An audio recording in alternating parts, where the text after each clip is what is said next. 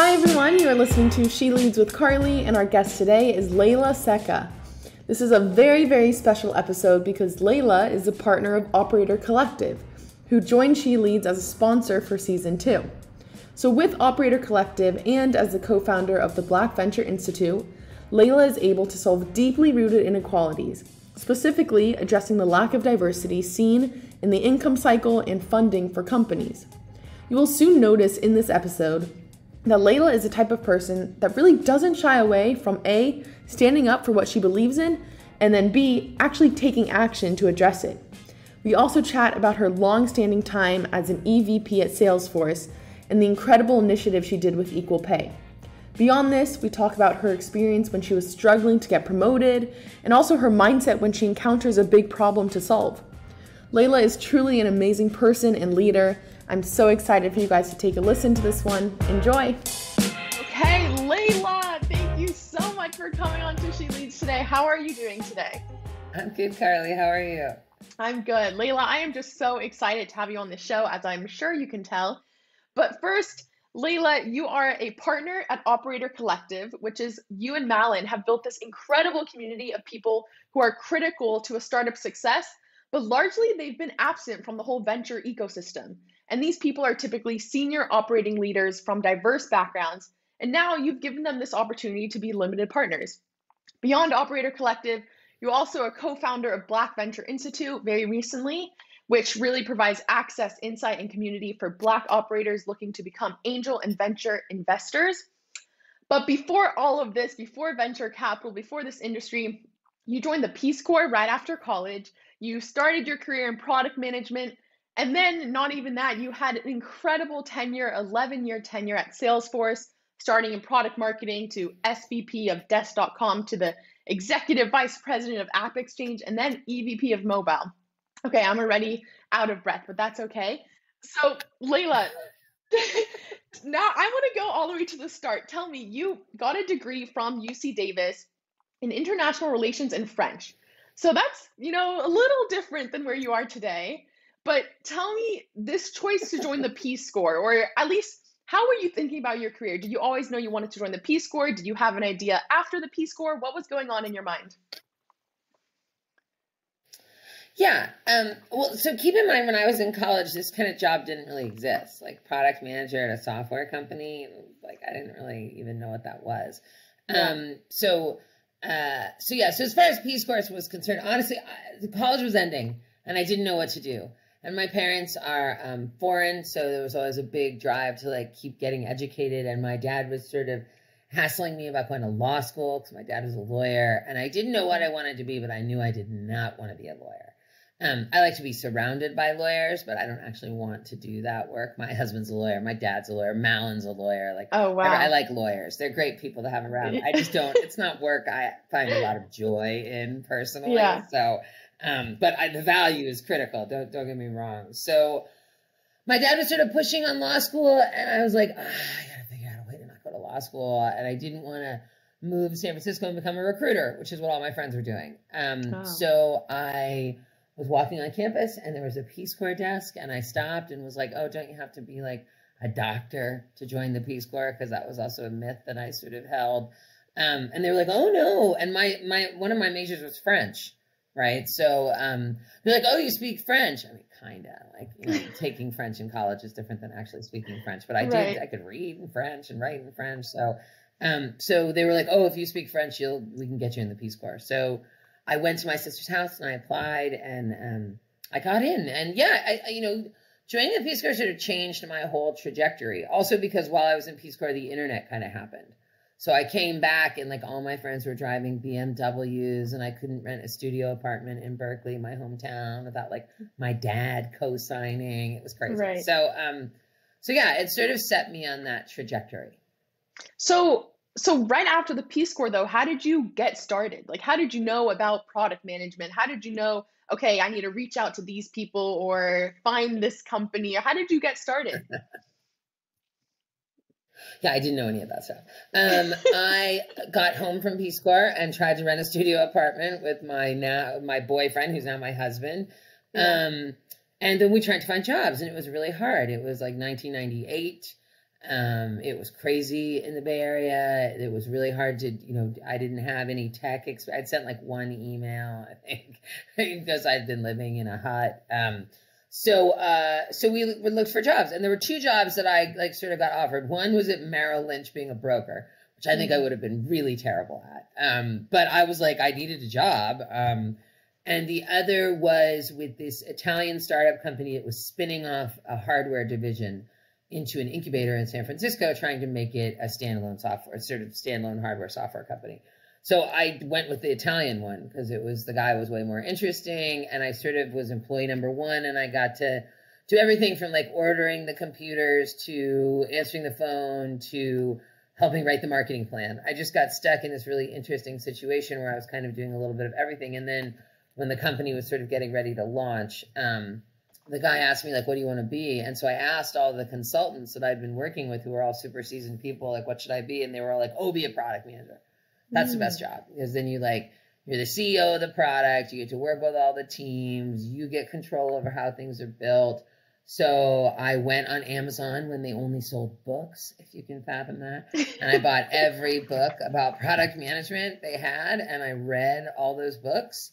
Wow. And then I got a job in product management, like, very low junior product manager job. And I worked really hard, and then I sort of rose up through the ranks in product management. And that was back when product management you worked with engineers on what things were going to look like, but then you stopped working with engineers and went and worked with sales on how to sell it and marketing. So I lived between the two worlds.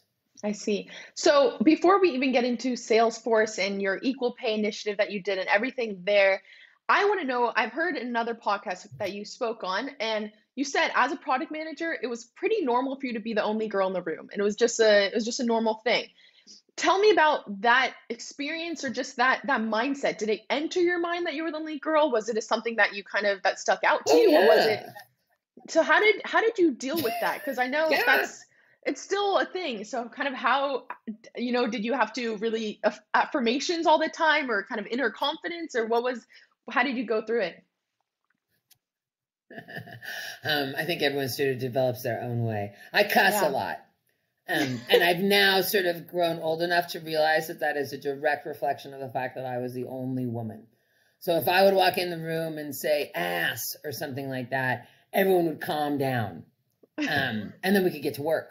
Right. So that's a really poor tactic, and one that my mother is not proud of. So not one that I would advocate other people adopt. But I definitely now know that I picked up all the incessant cussing to be more comfortable being the only woman in the room. I also did I was never really shy about it. Like, I have this joke that we used to do these engineering reviews at Salesforce, and I would say good afternoon, gentlemen, and Linda. Because it was like me and a woman named Linda in the room. Yeah. Like, we were the only women outside of the assistants and other folks like that, but the only people presenting. So I was always really obvious about it, and I was really overt about it. And I have a really sort of what you see is what you get with me. I've sort of always been that way, even when I was a kid, and I'm funny. I mean, I can be funny. So when you can do all that stuff together, you can get away with saying things like, oh, is it the white man's conference, or are we building software? And I would do things like that, which, but I was also a super senior executive, right? In my earlier years, I would talk about it with my friends, right? Or my husband, or I would talk about I don't understand, why are there no other women? Why am I the only, but I was not as comfortable in the early years being quite so verbose. I think I found my voice sort of after I'd been doing it for a while. Yeah. And so, okay, that takes me to Salesforce. And tell me about this equal pay initiative that you did. You did it with Cindy Robbins, if I'm stand corrected. And you guys, and I'm very curious. So first, tell me about it, and then I'll ask questions that I have about it. But tell me what you did and kind of how it's changed the game going forward now. Sure. So this was 6 or 7 years ago. And look, Sheryl Sandberg had written that book, which up until that point, no one had really there wasn't a wide book, New York Times bestseller list publication talking about what it felt like to be a senior executive woman in tech. right? Not Right. like that. And so that book really did change a lot of dialogue and lean in circles. And, people can think whatever they think about Facebook and about all that, but she really did shift the game by writing that book and sort of saying those things out loud. And some parts of it are great and some parts aren't and whatever, but she changed the game. So at that time, Mark Benioff, CEO of Salesforce, was running the company, and we used to do these management meetings. So every quarter, 50 top executives go away for 3 days, and you run through all the numbers, and you talk about the product, and you talk about customers and all the things you're going to do to run the company more effectively. And he started noticing at those meetings that they were sort of all middle-aged white guys. And so he made a concerted effort to change things. So he did something he called the Women's Surge, and he essentially went into the company and looked for all the high potential female vice presidents in the company, and it started inviting us to that meeting. So I got invited, my friend Cindy got invited, a number of other people who've gone on to do great things got invited. And out of that, I got promoted. That's how I got to start running desk. And then ultimately Cindy went from being the head of exec recruiting to the head of HR. So we both that program really worked for both of us. But I think, it was just one thing, right? It wasn't like the problem was solved, right? There's no finish line with this type of stuff. So I think because I grew up in product as one of the only women, I had always sort of noticed a pay disparity, right? Like we were all the same, but somehow it just felt like they always had a little more money. This is well before Salesforce, right? Like this is my whole career. Like, and there are a whole bunch of different instances. Probably the most famous one was at Salesforce, just because that's where I was working at the time. And they were all talking about buying Teslas. And this is back when Teslas were like $250,000 a pop. And I was like, wow, I could buy that, but that'd be so stupid. Like, and they'd all bought them. They were all like waiting. And I was like, okay, something slightly rotten in Denmark here. Like, I can't quite put my finger on it, but that was pervasive throughout my entire career. So I had gone to Cindy and said, I think we should do equal pay. And she was like, we got to talk about it. And so she and I talked about it for a long time. And we worked on a plan. We're executives and we were like well-trained. So we came up with a plan. It was a 3-pronged plan of the things we wanted to do to start addressing this issue. And the first one was equal pay. So we ultimately, we socialized this with a lot of people inside the company. A lot of people told us not to do it, that it was a risk to the company, that we shouldn't do it. We did it anyway. And so we knew, ultimately Mark could have said no, and that's the end of it. Was this even you and Cindy making this plan? Was this even before going to Mark to talk about it? This was almost just internally saying, okay, let's make up a plan. And yeah. Like a year before. Wow, we worked on this for a long time. This is a big deal. This was not being done. There's no rule book for how you do this. There's no like, okay, now here's how we do a pay audit. Like, we had to kind of come up with all these thoughts. Cindy ultimately had to administer the whole thing because she ran HR. We had to sort of explain the legal ramifications of doing this. Like, if we look and see a problem, you have to fix the problem. You can't, Cindy said this like historic thing where she was like, we can't pop the hood and see a problem and shut it and run. Like, we have to actually fix it. There's a lot, we had to do a lot of work and research and like figure out exactly what it was we were asking and what we were going to do, how the company would address it. Also, we had no idea what kind of a problem we were going to find. And we're a publicly traded company. You can't just find millions and millions of dollars in the middle of a publicly traded company's operating budget. So there was lots of considerations. This was not just like hey, we worked our asses off on this and what would be the best course forward and how we would mitigate it and how we could pay it down over time if necessary. So it was we were senior executives. It took us a year to do the right amount of research before we went to him. We went to him with a plan. I think that's the other big difference. We didn't go bitching. We went and said, we think something's wrong and here's what we want to do to fix it. And, to his credit, he said, go. And we did. So, okay, there are two important things here. One is, as you said, you guys are both senior executives. So you had that almost leg to stand on. And the other thing is Benioff. Mark is this great leader. He's known to be a great leader. And he gave you guys that permission to say, go, okay. So given that, kind of looking back at your career, maybe early in your career, do you have advice for people who maybe they see that discrepancy, they see that disparity between pay and, but they're not a senior leader. So what's something that they can do to take some action? And then the second thing is, what if they don't have that leader, that leader that kind of just wants to, maybe they want to push it under the rug and say, no, just be quiet about it. I mean, listen, there's risk to all of this, right? Yeah. And you have to assess the risk to you personally and your family and your situation. And so I can never give anyone blanket advice on what to do in this scenario because everyone Yeah. needs to assess it for themselves.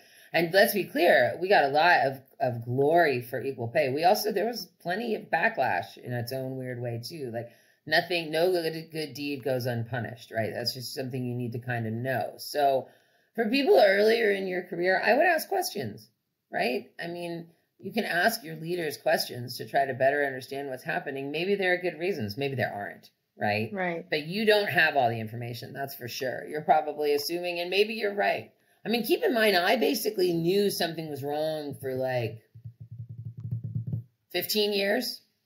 Wow. Right. Yeah. And I sort of I mean, through many jobs, like I knew for a long time, like, are they making more money? Does this guy make more money than me? Like, and I was always asking that question in the back of my head because I'd care about money, right? Like that was, my mom always was like, when Leyla was young, she said she wanted to be rich, which I'm not super proud of, but I did say, right? Yeah. So I was always watching the money like a hawk, trying to figure out how do I make as much money as possible, as quickly as possible. That was what I was optimizing for. And of course, doing good work and building good things and making my customers happy and hoping to make the world a better place. But initially, my main motivation was make as much money as I can. So Yeah. I was paying attention to that stuff for a long time. And it wasn't really and I worked at Salesforce for a long time before I felt like I could say something. And I had to get to know Mark for a while, right? I had a personal relationship with Mark. So did Cindy. He had raised us up out of the organization and gotten us new high profile jobs, both of us. Like I used to like call him Yoda. Like he was sort of my Jedi master. Like so I wasn't like going blindly to some guy I'd never met before and putting a heap on him and being like, here's a giant mess. What are you going to do? I was going with a friend and a colleague with a plan to someone who I trusted that was a mentor, trying to figure out how to make the company better. And that's sort of, there's a difference. Yeah. I think also another big aspect of this whole story is the idea where, you prepared a lot. It wasn't like you went to him and said, there's a problem. It was way beyond there's a problem. You knew there's a problem, and it's more like, okay, here's our solution. Here's our three-pronged solution that you came up with. So But we I didn't think even that's know there was a problem, right? Oh, I We see. thought there was a problem, partly because in order Yeah. to know, we had to look, right? So it was even more obtuse, right? We Wow. Yeah. asked for permission to look. Yeah. I see. It took a lot of time to figure all of that out. We didn't actually, I mean, I knew in my core, like, I know this is right. I know something's not right here. I can feel it in my gut. But we went initially just to ask for permission to go look. Amazing. And so another whole aspect of, spending 11 years at Salesforce. I mean, nowadays that's a long time at a company. Usually it's maybe a 2 or a 3, like it's not common to have so many years. So I want to know, how was, transitioning, getting promoted to executive vice president? Did you ever have, challenges becoming a senior leader? Because I talked to other guests on the show, and one stands out particularly. She actually had to change her appearance because she felt she didn't belong and she thought she needed straight hair and whatnot. So did you ever have that kind of internal crisis saying, I don't know if I can Oh, yeah. be an EVP? Yeah. How did you get through that, or how was that? Why did that happen? I don't think I ever doubted whether or not I could be an EVP. I knew I could do the job, but I was having trouble getting it. Not EVP so much. SVP was the one that I had trouble with. But yeah, I'll tell you a great story. Yeah. So I was working at Salesforce for a long time. I was doing really well. The division I was running, App Exchange, was doing really well. I told you I was motivated financially. I wanted a promotion, right? And I'm super ambitious and unapologetically so, right? So I wanted a bigger team. I wanted more control. I wanted to lead. I wanted to to get going at it. But I was not getting promoted. So I was delivering. People were like, deliver this. I was delivering it. Hit this revenue. I was hitting these things. And I was sort of consistently doing them and getting rewarded and sort of accoladed to some degree, but never getting that sort of final promotion. And so I went to a mentor who was super senior in the company, who I had worked for a long time, who I really respected. And I was like, I don't understand why I'm not getting promoted. I don't know what I'm doing wrong. I'm really I'm losing my mind here. I'm about to Yeah. leave. Like, what is happening? Why am I not getting promoted? And he was awesome. And he said something that I think a lot of people might have a negative reaction to, which is crazy. Because for me, it was the kindest and like easiest thing anyone had ever said to me. So remember, I grew up in engineering, right? So I grew up with a whole bunch of dirty kind of, hoodie, jeans, and I was fine with that, super comfortable, right? So I went to work in old Navy jeans, and they were kind of fraying, a little dirty, and clogs, and like a big wool sweater, and I brushed my hair like once a day, and that was fine. Like, no one I worked with seemed to care. Like, we were all working. No one was like, Yeah. But I was talking to this mentor, and he was like, the whole company at Salesforce every year, though, all the executives go to Davos for the World Economic Forum. And he was getting ready to go to Davos. And he looked at me and he's like, do you want to go to Davos? And I was like, yeah, I want to go to Davos. Yes, I want to go to Davos. He was like, yeah, but we'd never go to Davos. You could never go to Davos dressed like that. And I was like, what? Wow. And he was like, you can't, if you're a senior executive, you can't wear dirty Old Navy jeans and clog. Like, you have to dress the part, Leyla. And I was like, in my mind, it was like, oh my God, is that it? That's the only problem? Like, that's ultimately fixable. I mean, I don't know what to buy. I'm not like, but I hired a stylist, right? And so I hired this woman and she took me shopping and I, bought some junk that made me feel like mostly black, which I'm perfectly comfortable in. That's what I like to wear anyway. Yeah. But she sort of told me how to dress and like how to, and all of a sudden, and then, like very shortly thereafter, I got promoted. Wow. That's crazy. So I'm guessing how you show up matters. Yeah. And as a woman, you're scrutinized even further, right? Like I saw some meme on Twitter last night during the Golden Globes, and there's a woman, I think it's like Amanda Siegfried or something. She's like presenting in a ball gown, and then I Jason saw the same Sudeikis thing. is like Yeah. in a dirty shirt, and he looks great. They both look great, but it's like sort of expectations. Yeah, I was performing, but you have to look a certain way as well. And I think we all like to act like that's not the case, but the paying attention to that stuff can help you. It can also hurt you, right? Like how you dress, if you dress really crazy at work and super provocatively, that makes all kinds of problems as well. So you just have to like figure out what's right and like the right amount of professionalism and feels enough like you that you're comfortable. So that change and that, presenting yourself much better at work, did you ever have to like verbally, do something to be promoted, or was it just happened after that?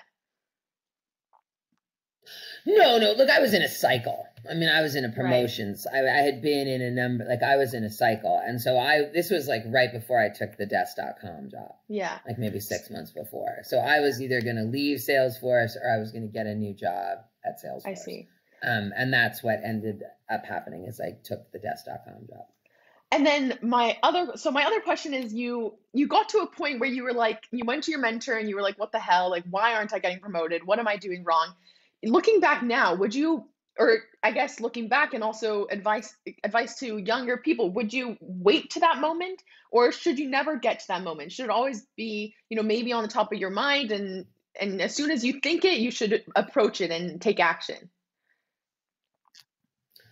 I mean, I think again, this sort of depends on the person, Carly. It all depends, yeah. I mean, for me, I will say this: how you present yourself to the world matters, right? Much more than I ever gave it any credence for. Like I was always I'm chubby, I'm loud, I cuss. I sort of was the reverse of the way you were supposed to act, so I embraced that.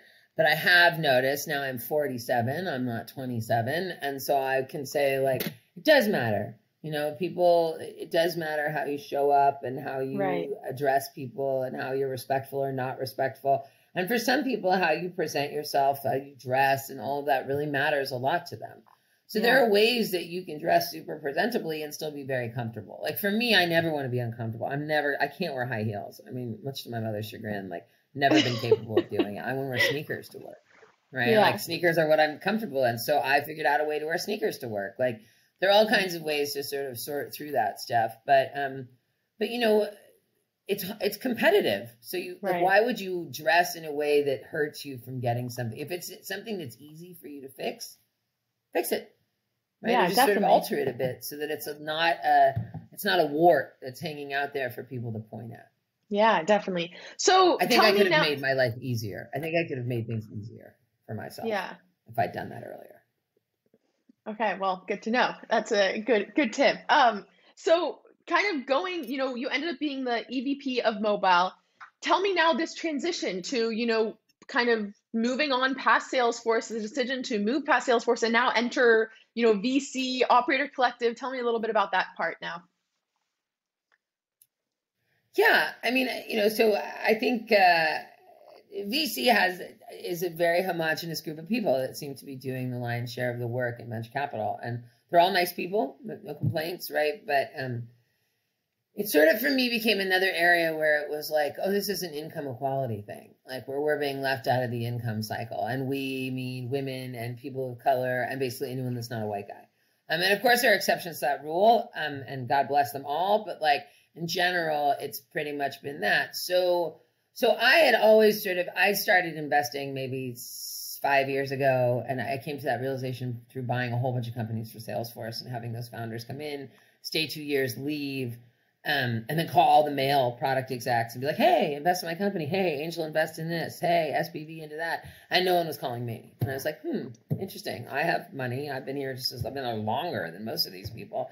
And then finally someone left, one of the co-founders of Desk left, and I invested in his fund, and they went early into Robinhood, and we made a lot of money. So for me, it became an income equality thing where I was like, oh, here's just another area where they're making money on the side that we're like, I didn't even really know. And Malin came to a similar realization. The other sort of component of that equation is operators. So I didn't found anything until Black Venture Institute myself, but I helped, when I started at Salesforce, it was a $500 million company.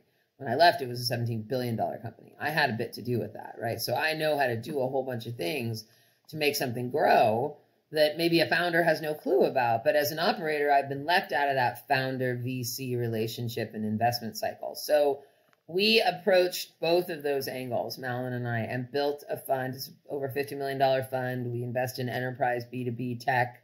We're somewhat stage agnostic, although we tend to do earlier stuff just because that tends to be kind of work better. What's interesting about us is our LP base, right? So we have over 130 LPs. Most of them are currently operating executives or formerly operating executives. All of them are total ballers and like the types of people you would either be selling your product to or want to sell your product to, or who you'd want advising you as you think through certain elements of how you grow a company.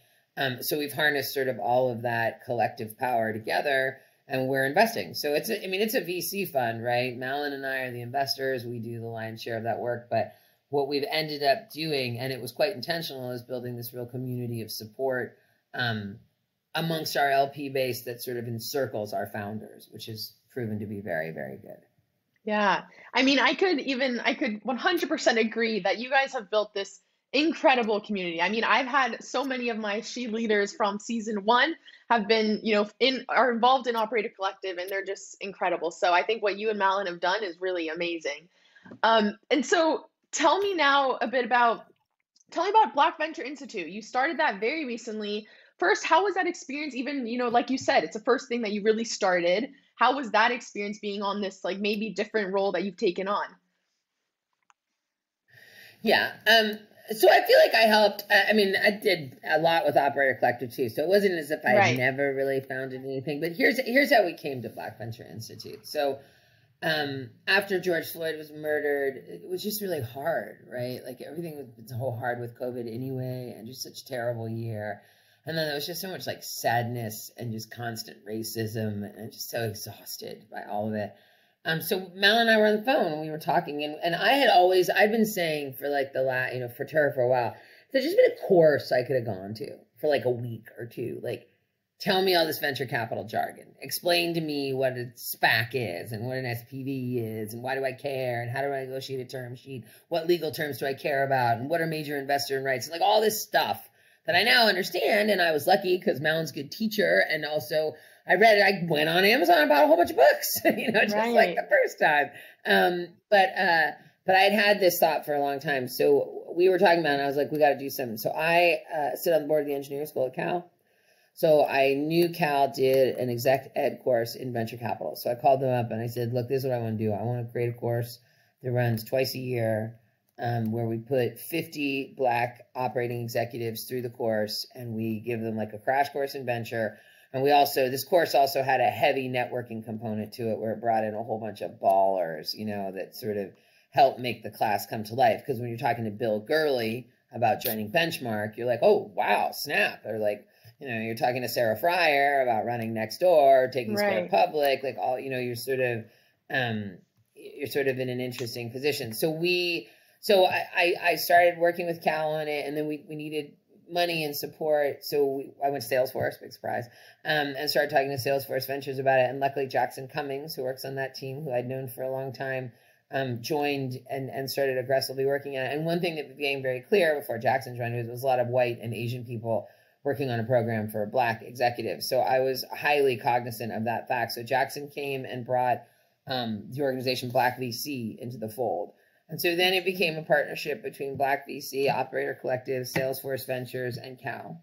Wow. And we ran the first cohort last November, and it was, you know, wildly successful. It was like better than I could have ever imagined. Also, a good number of those people, you know, at least 4 people have gone into venture. A couple have gotten promoted. They're doing a lot of angel investing together as a group.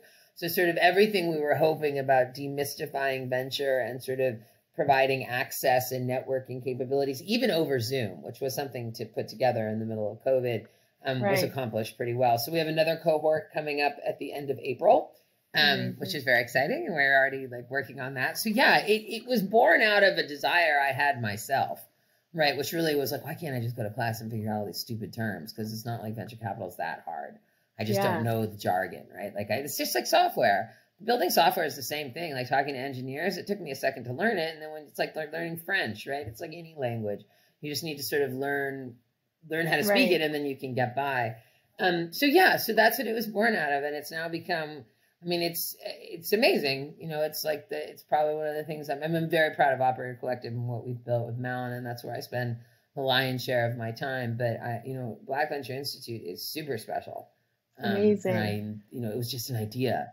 Yeah, I think the lesson there is like, it was an idea I had sitting alone in my office on Zoom talking to Malin at a really hopeless moment of like, I can't believe how terrible this country is. I can't believe how bad things are right now. Like, and out of that was born this really awesome thing. That's probably one of the things I'm going to die most proud of in my life. So something to consider.